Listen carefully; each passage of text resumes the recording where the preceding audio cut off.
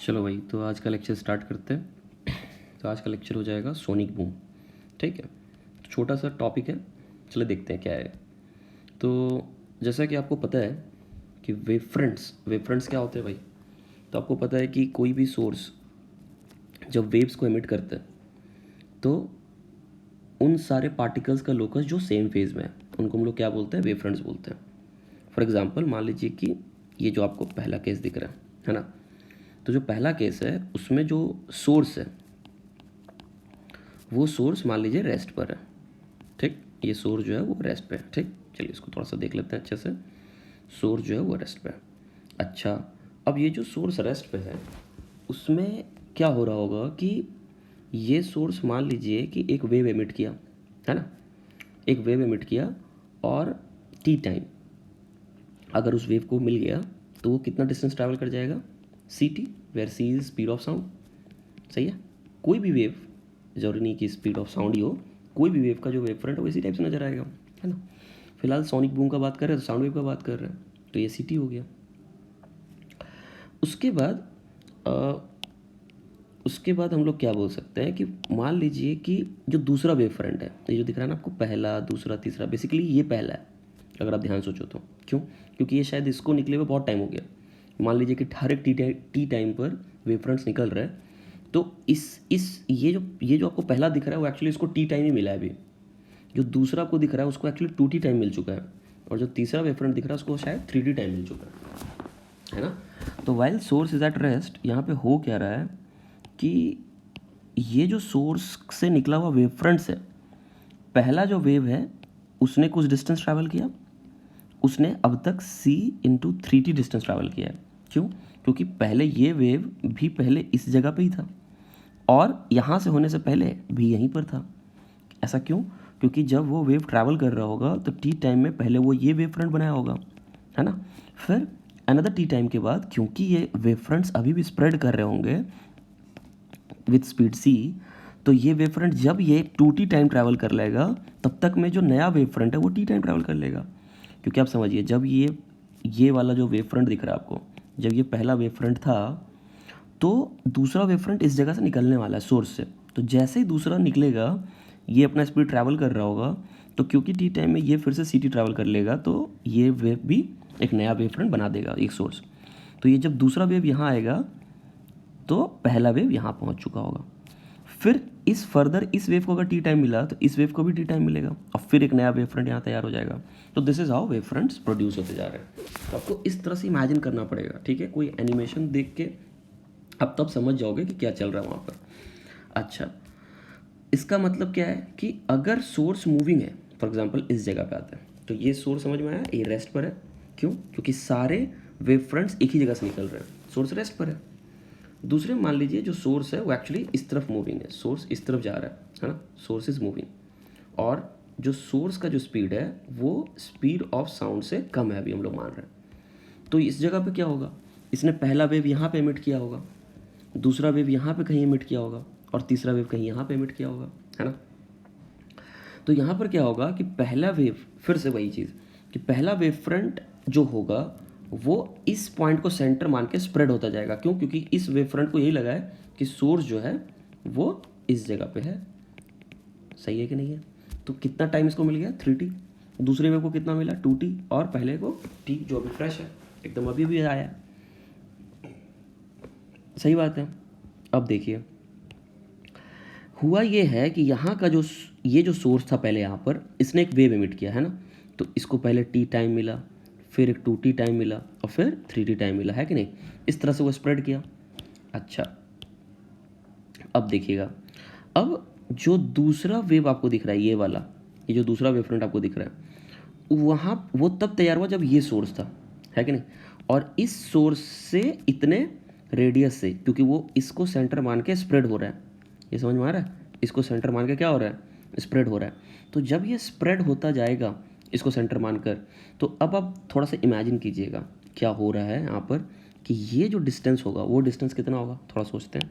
वो डिस्टेंस होगा v source into T, है कि नहीं, v सोर्स इंटू टी।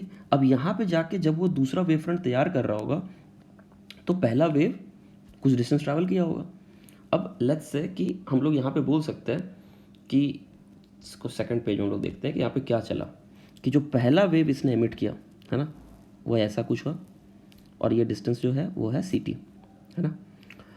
अब हुआ ये कि तब तक में जो सोर्स था वो मूव कर गया। वो कितना मूव किया? थोड़ा सा, यहाँ पे कहीं पे मान लीजिए, और वो है मान लीजिए vt। तो इसको फील करने के लिए आप कुछ ऐसा सोच सकते हो कि भाई सोर्स का स्पीड कुछ मान लो, आप सोर्स का स्पीड मान लो, कुछ मान लो कि 100, ठीक, और स्पीड ऑफ साउंड वेव मान लो, ये मान लो फॉर एग्जांपल 300 और 200, बेसिकली कुछ भी मान लीजिए, 200 मान लीजिए। तो क्या होगा, मान लो कि पहले सोर्स इस जगह पे था, ठीक। तो मैं इसको ऐसे बोल रहा हूँ कि जब भी वेव ये 2 डॉट आगे चलेगा, जो सोर्स है वो 1 डॉट आगे चलेगा। इस तरह से हम लोग सोच सकते हैं ना, इस तरह से हम लोग सोच सकते हैं, ठीक। अच्छा, तो देखिए क्या बोल सकते हैं कि ये सोर्स पहले यहाँ पे एक वेव इमिट किया, यहाँ पे जब वेव इमिट किया तो वेव इस डायरेक्शन में ट्रैवल करेगा, रेडियली आउटवर्ड। क्यों? क्योंकि उसके लिए तो यही सोर्स है, यहीं से उसने उस वेव को इमिट किया है, तो यहाँ से ये स्प्रेड होता जाएगा। ये समझ में आ रहा है? इस तरह से स्प्रेड होता जाएगा, इस तरह से स्प्रेड होता जाएगा। बहुत अच्छा बात है। मान लीजिए कि टी टाइम के बाद 1 2 3 4, मान लेते हैं कि 4 डॉट ये आगे चला गया, सही बात है। तो इसको हम लोग मान के एक पहले तो एक वेव फ्रंट तैयार कर लेते हैं। तो फॉर एग्जांपल मान लीजिए ये वेव फ्रंट तैयार हो गया, ठीक है। अच्छा, अब क्या हुआ देखिएगा, अब क्या हुआ वो देख लेते हैं एक बार। अरे भाई एक बार में बन जाए यार, ठीक है, कचरा ही बनना है। अच्छा, अरे भाई कहाँ गया, 1 2 3 4, ठीक। तो चलो ऐसा कुछ। अब यहाँ पे समझना है हम लोग को हुआ क्या है। इन सबको हटा देता हूँ मैं, ठीक। कंसेप्ट समझ में आ रहा होगा यहाँ पर कि क्या चला है, ठीक। अच्छा, लेकिन हुआ क्या, सोर्स तब तक में थोड़ा आगे चला गया, ध्यान समझिएगा। अब सोर्स जो है वो यहाँ कहीं चला गया। अब मैं एक काम करता हूँ, सोर्स यहाँ पहुँच गया, तो सोर्स का जो डिस्टेंस है वो है VST, और ये जो डिस्टेंस है ये अपना C/T है। तो सिंप्लिसिटी के लिए मैं ये सब चीज़ हटा दे रहा हूँ, ये आपको दिमाग में लिखना है, एक तरह समझना है। तो अब बताओ क्या होगा भाई, अब नया वेव फ्रंट यहाँ से तैयार होगा, है कि नहीं। अब जब ये नया वेव फ्रंट फैल रहा होगा, स्प्रेड हो रहा होगा, तब तक में ये जो पहला आपको दिख रहा है ये भी तो स्प्रेड हो रहा है ना, ये भी तो स्प्रेड हो रहा है ना, समझिएगा भाई, ये भी तो स्प्रेड हो रहा है। अच्छा, ये भी स्प्रेड हो रहा है, बहुत सही बात है। तो अब आप ये बताइए कि एक्चुअल में अगर मैं ये बोलूँ कि इसको टी टाइम मिला था और टी टाइम में सोर्स यहाँ पहुँच गया, अब फिर टी टाइम के बाद क्या होगा कि ये एक वेव फ्रंट तैयार करेगा, यहाँ से वेव फ्रंट तैयार होगा, और इस वेव फ्रंट का भी रेडियस एग्जैक्टली इसी के बराबर होगा, ये CT है ना। और ये जो वेव है ये वेव बड़ा हो चुका होगा, रेड वाला। अब रेड वाला वेव जो है वो 1 2 3 4, एक 4 डॉट और पार कर चुका होगा, ये समझ में आ रहा है आपको, ये 4 डॉट और पार कर चुका होगा ऐसे। अब देखिएगा इसको क्या करेंगे हम लोग, यहाँ से ऐसे, ये हो गया वेव फ्रंट, ठीक है, 2T टाइम पर। तो ये था T टाइम पर और ये क्या था 2T टाइम पर। अब ये समझना है कि ये जो सर्कल दिख रहा है आपको, ये जो सर्कल दिख रहा है, इसको ही हम लोग एक काम करेंगे, थोड़ा सा आगे मूव कर देंगे, कितना 2T, कितना 2T, ये समझिए। इसको ये पूरा ही चल गया क्या, ओए होए होए, इसको अगर मैं सिर्फ मूव करना चाहूँ तो क्या ये मूव होगा? नहीं होगा, ठीक, नहीं हो पाएगा। ओके, क्या किया जाए, आजा देखिए, तो ये हो गया, इसको हटाते हैं, तो इतना ही रेडियस का, ठीक, कितने रेडियस का, अब ये तो 2T हो गया, इतना ही रेडियस का एक और स्फेयर एक्चुअली इस सेंटर के अबाउट होगा, है ना। तो इसको हम लोग थोड़ा सा देख लेते हैं। तो इस जगह से यहाँ से स्टार्ट होगा, अब यहाँ से T टाइम के बाद अगर आप आइएगा तो इतना ही रेडियस का यहाँ पे वेव तैयार हो चुका होगा ऐसा, ठीक। और जो वेव होगा उसका जो रेडियस होगा वो कितना होगा, वो होगा 1 2 3 4 डॉट के बाद, है ना। तो ये वेव फ्रंट यहाँ से तैयार करना पड़ेगा हमको। तो देखिएगा वेव फ्रंट कुछ ऐसा दिखेगा। तो इस जगह से ध्यान समझिएगा भाई, क्या बोला जा रहा है, सोर्स यहाँ है, ठीक, इस जगह से वेव फ्रंट तैयार होगा और 1 2 3 4 यहाँ तक जाएगा। तो देखिए ऐसा कुछ दिखेगा, परफेक्ट। है ना, ये होगा। अब देखिए इसको हम लोग बोल सकते हैं कि हुआ क्या है। अब इसको मैं अगर हटा दूंगा ना, इसको मैं अगर हटा दूंगा तो यही चीज़ मैंने इस जगह पे शो किया है, अगर आप ध्यान देखो तो ये चीज़। तो इस जगह पे आप देख सकते हो जो वेव फ्रंट्स हैं ये पास पास है और इस जगह पे जो वेव फ्रंट है वो दूर दूर है। क्या हुआ होगा, ध्यान समझिए, क्या हुआ होगा कि जो अब ये जो आपको स्फेयर दिख रहा है उसका सेंटर बेसिकली ये है, सही है, और इसको आपने कितना टाइम दे दिया, टी टाइम। तो ये जो रेडियस है ये अभी कितना है, सी टी। और ये जो था ये पहले सेंटर हुआ करता था, क्यों, क्योंकि एक्चुअल में थोड़ा दूर आगे कौन चला गया था, सोर्स वी एस टी। तो ये जो स्फेयर दिख रहा है ये इसी को सेंटर मान के बना था, समझ में आ रहा है। तो ये वाला जो डिस्टेंस होगा ये वाला होगा 2ct, ये वाला जो डिस्टेंस होगा ये वाला कितना होगा 2ct, ये वाला जो डिस्टेंस होगा कितना होगा 2ct, ये वाला कितना होगा 2ct। This is how you can draw the wave fronts. अब आप ये सोचिए कि ये जो नया सोर्स है और ये जो नया वेव फ्रंट है, तो इन ये वेव फ्रंट और ये वेव फ्रंट के मतलब सोर्स के ठीक सामने अगर देखा जाए तो जो वेव फ्रंट है वो एक्चुअली श्रिंक कर गया है ना। तो उसका जो इफेक्टिव वेवलेंथ है, वेवलेंथ सिंपली क्या हम लोग सोच सकते हैं, दो कंसेक्यूटिव वेव फ्रंट्स के बीच का गैप। तो आप देख सकते हो ये लेंथ जो होगा वो लेंथ कितना होगा, तो आप निकाल भी सकते हो 2ct में से ये ct और vst को माइनस कर सकते हो। तो 2ct minus ct minus vst, तो ये कितना आ जाएगा आपका ct माइनस vst, है ना। और यही चीज़ अगर आप यहाँ पे लगाओगे तो ये वाला जो वेव फ्रंट होगा, मतलब ये वाला, ये जो गैप दिख रहा है आपको, ये गैप भी निकल जाएगा। ये गैप कितना होगा, तो ये डिस्टेंस था आपका 2ct और ये कितना था vst, तो ये कितना आ जाएगा भाई साहब, ये वाला लेंथ। अगर आपको ये वाला लेंथ निकालना है तो आप सिमिलरली कैलकुलेट कर सकते हैं, आ जाएगा ct प्लस vst। तो ये सब चीज़ आपने डॉपलर इफेक्ट में पढ़ा होगा कि यहाँ पे अगर कोई बंदा है तो उसको कंप्रेस्ड वेव फ्रंट्स मिलते हैं, है ना, तो उसका वेवलेंथ कम हो जाता है जिसकी वजह से फ्रीक्वेंसी बढ़ जाता है, आपने पढ़ा होगा c बाई लैम्डा। तो लैम्डा जो एपरेंट है वो क्या हो गया, डिक्रीज हो चुका है। और यहाँ पर जो कोई बंदा है उसको एक वेव फ्रंट जब हिट करेगा तो दूसरा वेव फ्रंट उसको थोड़े गैप के बाद हिट करेगा, जिसकी वजह से इसके लिए जो वेवलेंथ है वो लैम्डा एपरेंट वो ज़्यादा है और इसके लैम्डा एपरेंट कम है। ये डॉपलर इफेक्ट हम लोग पढ़ते हैं। लेकिन अगर मान लीजिए कि कोई बोले कि स्पीड ऑफ साउंड के बराबर ही हमारा सोर्स, तब क्या करेंगे, सोचिएगा भाई, तब क्या करेंगे। तो अगर स्पीड ऑफ साउंड के बराबर ही है तो ऐसा कुछ होगा कि मान लीजिए इसने पहला वेव एमिट किया, ठीक, तो ये डिस्टेंस कितना होगा ct, और यही डिस्टेंस vst भी होगा, क्योंकि अब आपका c और जो सोर्स है वो दोनों का स्पीड सेम हो गया, तो सोर्स भी यहीं पहुंच गया। अब पहला वेव फ्रंट क्योंकि इसको टी टाइम मिला, अब टी टाइम के बाद ये नया वेव फ्रंट एमिट करेगा, तो ये वेव तो स्प्रेड होता रहेगा इसको सेंटर मान के, तो अनदर टी टाइम के बाद एक और वेव फ्रंट तैयार हो जाएगा, है ना, एक और वेव फ्रंट आप तैयार कर दोगे। लेकिन प्रॉब्लम क्या होगा कि सोर्स फिर से इस वेव फ्रंट के पास पहुंच जाएगा और यहाँ से निकला हुआ वेव फिर यहीं से पहुंच जाएगा, यहीं तक पहुंच जाएगा। बात समझ में आ रहा है।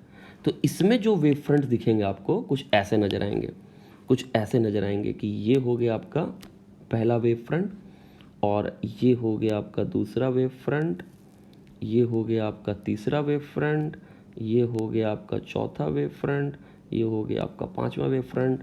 और दिस इज़ हाउ जो सोर्स है वो यहाँ पर कहीं पे बहुत हाई प्रेशर डेंसिटी क्रिएट कर देगा आपका, समझ में आ रहा है। ये हो जाएगा जब c अगर vs के बराबर है, क्लियर है, लैम्डा इज टेंडिंग टू 0। तो इसको हम लोग साउंड बैरियर भी बोलते हैं, ठीक। तो बहुत पहले सोचा जाता था कि साउंड बैरियर क्रॉस ही नहीं हो सकता है, लेकिन ना ये चीज़ बाद में चल के क्लैरिटी आ चुका था कि, और अब हम लोग को पता भी है कि साउंड बैरियर क्रॉस बहुत किया जाता है, लेकिन एक्चुअली उसके लिए एक पुश भी चाहिए, एक एनर्जी भी चाहिए एक्स्ट्रा, लेकिन ठीक, जिसको हम लोग सुपरसोनिक स्पीड बोलते हैं। और वही चीज़ से रिलेटेड है ये सुपरसोनिक स्पीड से रिलेटेड है सोनिक बूम, शॉक वेव जिसको आप बोलते हो, ठीक है। मेरे ख्याल से यहाँ तक थोड़ा थोड़ा वेव फ्रंट का क्लैरिटी आ गया कि सोर्स रेस्ट पे है तो क्या होगा, सोर्स का स्पीड लीड लाइट के साउंड के स्पीड से कम होगा तो क्या होगा। यहाँ पे मैंने थोड़ा शो करने की कोशिश किया कि कैसे वेव फ्रंट्स चेंज हो रहेंगे, और यहाँ पे मैंने शो किया है कि ये कब होगा, जब जो सोर्स है वो साउंड बैरियर को क्रॉस कर गया, मतलब जब जो Vs है वो C से ज़्यादा हो गया। तो अब क्या करें, अब क्या करें, यहाँ पर अब आप ध्यान सोचिएगा, मान लीजिए कि यहाँ पे कोई सोर्स था, ठीक, यहाँ पे सोचिए ना, ये चीज़ मान लीजिए सोर्स यहाँ पे था, तो टी टाइम के बाद इसने जो वेव एमिट किया वो कुछ ऐसा नज़र आ रहा होगा, है ना, इसी रेडियस का। तो यही जो ये जो दिख रहा है ना, उसी रेडियस का आपको दिख रहा होगा यहाँ पर। लेकिन टी टाइम फिर अगर मैं ट्रैवल करने दूँ तो T2T टाइम हो जाएगा। लेकिन अब थोड़ा दिमाग लगाइएगा। अब बात ये है कि जितना भी आप सर्कल्स बना लीजिए, ये जो वेव फ्रंट्स हैं, तो प्रॉब्लम क्या है ये समझना है। प्रॉब्लम ये है कि जब भी सोर्स एक वेव फ्रंट तैयार करेगा, ये जो डिस्टेंस CT है उससे ज़्यादा डिस्टेंस एक्चुअली VST हो चुका होगा, सोर्स उससे ज़्यादा आगे जा चुका होगा। इसका मतलब ये वेव तो चलो ठीक है, इसको सेंटर मान के बढ़ता रहेगा, लेकिन जो दूसरा वेव है वो यहाँ से तैयार होगा। मतलब हर बार ये जो सोर्स है वो इस वेव फ्रंट, अपने ही बनाए वेव फ्रंट को क्रॉस कर चुका होगा। पहले क्या हो रहा था, जो सोर्स था उसका स्पीड काफ़ी कम था, तो साउंड इतना ट्रैवल करता था, तो सोर्स थोड़ा ट्रैवल करता था। समझ में आ रहा है बात? तो कितना भी ये ट्रैवल कर ले, यहाँ पे कुछ इस टाइप का ही माहौल रहता था कि इन स्फेयर्स के अंदर ही सोर्स कहीं ना कहीं डील कर रहा है। यहाँ पे आपने देखा है कि वेव फ्रंट के अंदर ही रहता है सोर्स। लेकिन यहाँ पर अब क्या होने वाला है कि पहली बार हम लोग अब देख रहे हैं कि जो वेव फ्रंट्स है उसको वो क्रॉस कर जाएगा। ठीक है, कहने का मतलब क्या है कि आप कोई भी वेव फ्रंट बना लो, T टाइम 2T टाइम, उस T टाइम में ये CT होगा तो ये VST होगा, 2T टाइम में ये वाला डिस्टेंस C/2T होगा तो ये वाला डिस्टेंस VS/2T होगा। कहने का मतलब आपको हर वक्त वेव फ्रंट के आगे नज़र आएगा। सही बात है, वेव फ्रंट के क्या नज़र आएगा, आगे नज़र आएगा। और इसीलिए अगर आप ये देखो तो यहाँ पे मैंने क्या दिखाया है कि जब ये वेव फ्रंट तैयार हुआ तो जो सोर्स है इस सेंटर को क्रॉस करके इस वेव फ्रंट के बाहर आ चुका है ना। बात समझ में आया? क्यों? क्योंकि इसको अगर 2T मिला है C/2T, तो सोर्स भी तो आगे चला गया ना VS/2T, और यहाँ पर उसने एक नया वेव फ्रंट तैयार किया। अब ये डिस्टेंस VT होगा, और प्रॉब्लम क्या होगा, तब तक में फिर से सोर्स आगे जा चुका होगा। तो ये समस्या है। समझ में आ रहा है? तो जितने भी ये वेव फ्रंट्स बनेंगे ना, अब ये जो वेव फ्रंट्स बनेंगे उनके टेंजेंट्स को अगर आप ड्रॉ करोगे ना, तो इस तरह से ये एक कोन में तब्दील हो जाएगा, जिसको मार्क कोन भी बोलते हैं। तो चलिए इसको अलग से देख लेते हैं हम लोग। तो यहाँ पर क्या होने वाला है, इस तरह से एक मार्क कोन दिखेगा आपको इस तरह से। ठीक है, चलिए तो यहाँ पर ये वाला हो गया मार्क कोन। ठीक, और इस तरह से यहाँ पे आपको नज़र आएगा उनका वेव फ्रंट्स। अब वेव फ्रंट्स के आगे है सोर्स, वेव फ्रंट के आगे हो जाएगा सोर्स, वेव फ्रंट के आगे हो जाएगा सोर्स, इस टाइप से। ठीक है, ये चीज़ तो आपको होने ही वाला है। ठीक, ध्यान से देखिएगा। ठीक, तो इस टाइप से आपको वेव फ्रंट आपको नज़र आएंगे। ठीक है भाई, मेरे ख्याल से तो क्लियर है।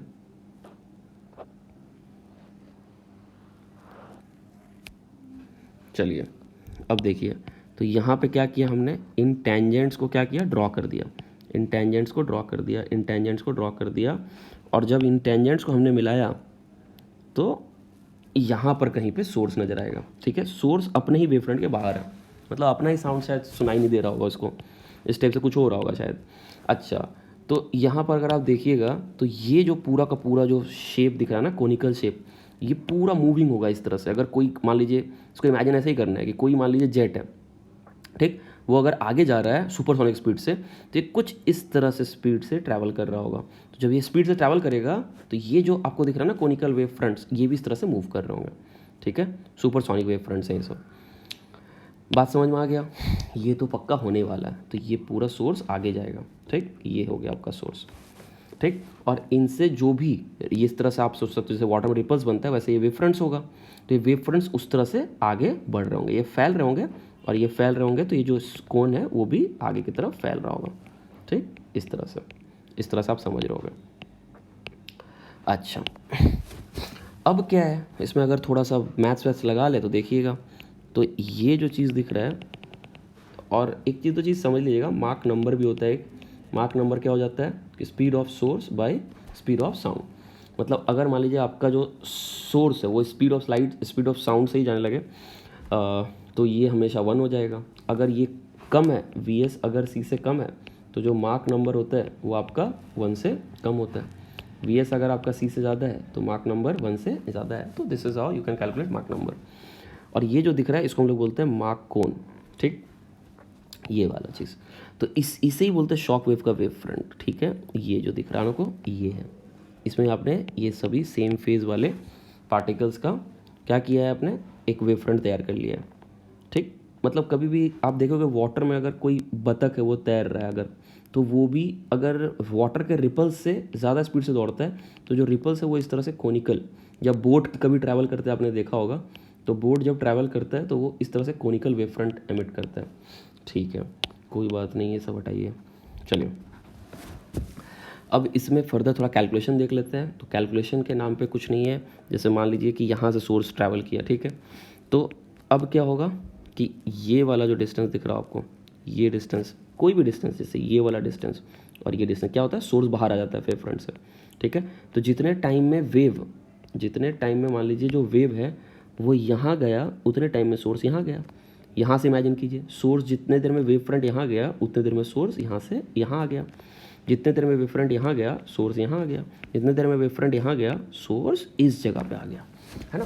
तो वो हमेशा अपने ही वेव फ्रंट को क्रॉस करके काफ़ी आगे निकल जाएगा, ठीक। तो अब आपको पता है कि ये जो टेंजेंट्स आपने बनाया है ये सर्कल पे 90 डिग्री बना देगा, ठीक है। ये डिस्टेंस मान लीजिए कुछ भी हो सकता है, सी इंटू टी, लेट्स से वो टाइम टी है।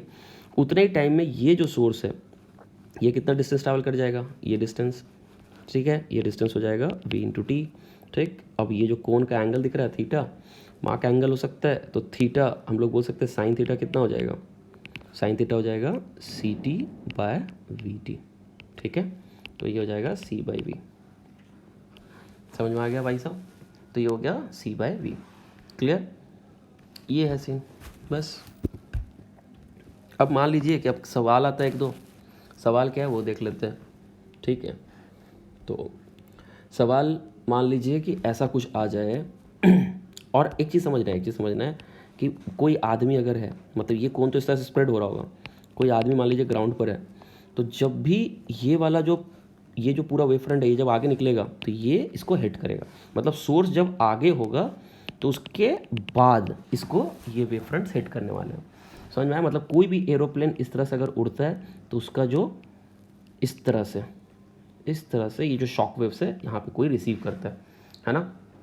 तो पहले सोर्स आपको बाहर, मतलब आगे जाता हुआ नजर आएगा, उसके बाद थोड़ी देर के बाद ही शॉक वेव आपको सुनाई देगा, ठीक है। जितना ज़्यादा स्पीड होगा उतना लेट से आपको, ये लेट से नहीं मुझे बोलना चाहिए, या बोलना चाहिए उतना आगे जब सोर्स चला जाएगा तब जाके आपको सुनाई देगा, ठीक है। आपको पता है क्योंकि अगर ये वी बहुत ज़्यादा हो गया तो ये पता है साइन थीटा बहुत कम हो जाएगा ना, तो जब ये एरोप्लेन बहुत ज़्यादा स्पीड चलेगा ना तो ये इस तरह से हिट करेगा आपको, ये शॉक वेव्स, ठीक है।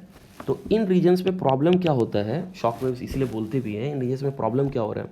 अब आप खुद सोचो थोड़ा सा कि मान लो कि ये एरोप्लेन है और ये आगे जा रहा है, ठीक है, और ये है इसका कोनिकल, ये मान लेते हैं मार्क कोन है, और ये आगे की तरफ जा रहा है, ये आपका हो गया एरोप्लेन इस तरह से कोनिकल शेप में, मान लीजिए ये वेव फ्रंट्स आगे जा रहा है। अब इसमें प्रॉब्लम समझिएगा कि मान लीजिए एक इस पॉइंट पर इसने एक वेव एमिट किया, ठीक। अब क्योंकि ये बहुत फास्ट है तो हो सकता है कि यहाँ पर जो वेव फ्रंट इसने एमिट किया था, यहाँ पे जो वेव फ्रंट एमिट किया है ये सब सेम टाइम पे ही पहुँच जाए, है कि नहीं। और यहाँ पर क्या हो जाए, इनका इंटरफेरेंस, जिसकी वजह से आपको बहुत ज़्यादा साउंड सुनाई दे सकता है, क्लियर है। जबकि पहले ऐसा नहीं हो रहा था, तो इसलिए इसको हम लोग क्या बोल देते हैं, शॉक वेव्स। खैर अब आगे चलते हैं। मान लीजिए कि कोई सवाल है कि सोर्स है, ठीक, और ये जो सोर्स है ये मान लीजिए h हाइट ऊपर है कहीं, कोई ऑब्जर्वर का, एक ऑब्जर्वर के h हाइट ऊपर से उड़ता हुआ दिखा, ठीक है, और सोर्स आगे की तरफ जा रहा है, और लेट्स से कि क्वेश्चन ये बोलता है कि सोनिक बूम आपको टी टाइम के बाद मिला, तो ये तो तय है कि सोर्स कितना आगे भाग चुका होगा, VST, और इसको वेव मिला यहाँ पर टी टाइम के बाद सोनिक बूम। अब सोनिक बूम में क्या होगा, बहुत सारा वेव्स आके यहाँ पे इंटरफेयर किया होगा, सही है। क्यों, क्योंकि इसके जो पहले होगा, एक मान लीजिए सोर्स का, मान लीजिए इस पॉइंट से, ठीक है। अब सोर्स जब आगे जाएगा तो होता क्या, इसका जो ये जो आपको दिख रहा था मार्क कोन, ये भी इसके साथ आगे जा रहा होगा ना, ठीक है। तो अब टी टाइम के बाद अगर ये सुनाई देता है इसको, तो इसको अगर हम लोग ध्यान से देखें ऐसे, तो यहाँ पर सबसे पहले तो इसका हम लोग मार्क कोन बना लेंगे। चलिए इसको मिड में लाते हैं, देखिए। तो मान लीजिए कि यहाँ पर है आपका सोर्स और ये आगे की तरफ भागता जा रहा है और यहाँ से h हाइट पर कोई बंदा खड़ा है, ठीक है, कोई बंदा खड़ा है और इसको t टाइम के बाद सुनाई देता है। तो t टाइम में ये कितना आगे चला गया, ये चला गया vst, ठीक है। और मान लेते हैं कि ये है इसका मार्क कोण, तो इस तरह से ये ऐसा होगा, ठीक है। तो अब आप खुद सोचो कि एक्चुअल में इस लाइन के ध्यान से इसको हटाइएगा, हुआ ये होगा, हाँ ध्यान समझते हैं। यहाँ पे मान लेते हैं कि एक आदमी है, ध्यान से देखिएगा भाई, चमकेगा चीज़ें। मान लीजिए यहाँ पे कोई आदमी है, ठीक है, यहाँ पे कोई आदमी है, ठीक, कोई भी आदमी हो सकता है, ठीक है। अब जब ये सोर्स यहाँ पर कहीं था, मान लीजिए कि यहाँ कहीं पर था, यहाँ कहीं ले लेते हैं, तो सोर्स से h हाइट नीचे कोई आदमी था, है ना, सोर्स से कोई h हाइट नीचे आदमी था, इस तरह से ये सरफेस पकड़ लेते हैं, सोर्स से h हाइट नीचे आदमी था, ठीक है। अब होता ये है कि जब ये शॉक वेव, ये जो दिख रहा है आपको कोनिकल मार्क कोन जो दिख रहा है आपको, ये जैसे इसको हिट करता है वो टाइम t है, वो टाइम क्या है, t है, ठीक। तब तक में सोर्स जो है वो कितना आगे चला गया, सोचिए ध्यान से, ये तो चला गया vs इंटू टी, ठीक। और यही हम लोग को पता करना है। फॉर एग्जांपल मान लीजिए इसमें कुछ भी क्वेश्चन पूछ सकता है कि बोलेगा स्पीड ऑफ प्लेन कितना है और बहुत कुछ दिया हुआ है, जैसे टी टाइम दिया हुआ है आपको, हाइट एच गिवन है। तो अब आपको बोल रहा है कि वेलोसिटी ऑफ ये जो सोर्स है वो कितना है, ठीक है, स्पीड ऑफ प्लेन कितना है। चलिए, तो इसमें बहुत ही सिंपल है, कुछ खास नहीं है। आपको पता है कि क्या करना है, इस सोर्स से 90 डिग्री पर चले जाइए, ठीक है। 90 डिग्री पे क्यों जाने बोल रहा हूँ मैं, क्योंकि आपको ही पता है कि जो वेव फ्रंट्स होगा वो, ये जो एक्चुअली आपने वेव फ्रंट बनाया है वो वेव फ्रंट बेसिकली है क्या, ये तो टेंजेंट था सर्कल का, तो जो सर्कल का टेंजेंट होगा तो ऐसा आ रहा होगा, तो ये डिस्टेंस एक्चुअल में कितना होगा, ct होगा, क्योंकि अगर ये vst है तो ct तो ये वाला होगा, और यहाँ पे आके इसको हिट किया है तो कोण तो ये वाला है। अब देखिए ये एंगल थीटा है, तो ये एंगल आपको पता है 90 थीटा, ये एंगल 90 है, तो बस इसके बाद थोड़ा थोड़ा मैथ्स है, तो ये एंगल हो गया आपका थीटा, ठीक है भाई साहब। और ये डिस्टेंस है आपका x, ये डिस्टेंस आपका कितना है, तो इसको हम लोग कैसे लिख सकते हैं, इजी है कि साइन थीटा जो था वो हम लोग क्या लिख सकते थे, c बाई वी एस, है ना, आपको पता है ct by v S T. या मैं इसको ऐसे भी लिख सकता था साइन थीटा को कि ये वाला लाइन मान लीजिए x है, तो इसको मैं ऐसे ही बोल सकता हूँ कि x बाई एच, ठीक है। तो अब हम लोग थोड़ा सा रिलेट कर लेते हैं कि क्या है, तो c by v s equal to x. अब जो x है वो क्या है, तो वो तो h square minus c t square है, तो h square minus c t का स्क्वायर, उसका रूट ले लेते हैं, बाई क्या हो जाएगा h। तो यहाँ से हम लोग वी एस कैलकुलेट कर सकते हैं, है कि नहीं।